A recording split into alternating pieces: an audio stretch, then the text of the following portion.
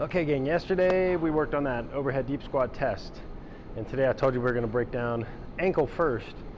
Ankle is like the hip, the T-spine, the rotator cuff, and the wrist, and then upper cervical spine are mobile joints. They're designed to move, right? So the ankle is super important in a riding position for downhilling, in golf obviously because our feet are fixed and to the ground, and ground reaction forces are super important.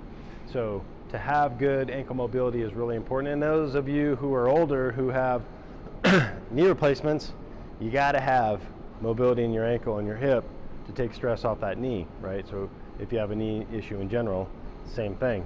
If you have low back pain, your hip and your T-spine need to be mobile so that you don't have extra stress in your lumbar spine. So that's how that works.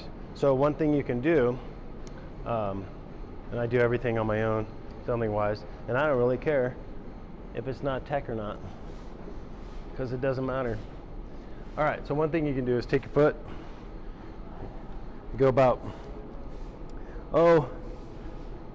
6-8 inches between knee and front foot. Put this about 3 inches out in front, a stick of any kind, about 3 inches out in front of your toe, and keeping your heel down with, hold on, shoe off. You should be able to, starting with a vertical shin, go all the way and touch that without your heel coming up. Okay? If you can't do that and you get stuck there, that means you have limited ankle dorsiflexion. So what does that mean? That means you need to work on your ankle dorsiflexion, all right, which is your toes coming to your shin. So there's a bunch of ways we can do this. One is a myofascial stretch to hit and address specifically that dorsiflexion. I'm going to lean up against a wall. I'm going to stick a foot out as far as I can get it so that my heel is flat on the ground and both feet are facing straight ahead. I'm going to tuck my butt. I'm going to turn you just a little bit.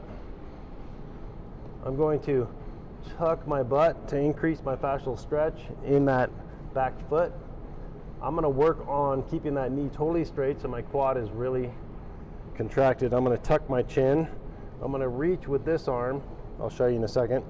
But I'm tucked, quad is straight, or excuse me, contracted to straighten my knee. Heel is down, foot is straight, and now I'm going to pull my toes off the ground on this right foot. And you should feel a big stretch, that whole posterior chain, especially that calf. And then this arm is going to reach. So all the four things I just mentioned, this arm is going to reach with your hand out like this. It's going to reach to the wall, not touching the wall, to really lengthen that entire chain, okay? Obviously we can do old school. You can stand on something and you can drop a heel, right? Same rules, knee, tuck the butt, good posture. You can actually do the reach up top if you want to. You can do double. One thing that a colleague of mine, Dr. Sean Drake, showed my PGA Tour player Wendell Clark is to, here, I'm going to walk you over there and show you, but you put your heels up, toes up on something. I've got a slant board. Okay, slant board.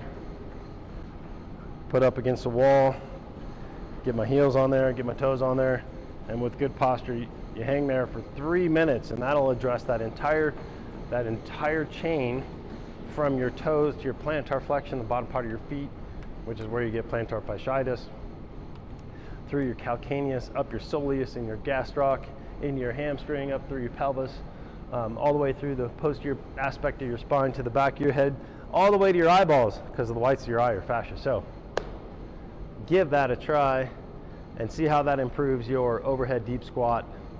And tomorrow we'll go into the hip. See ya.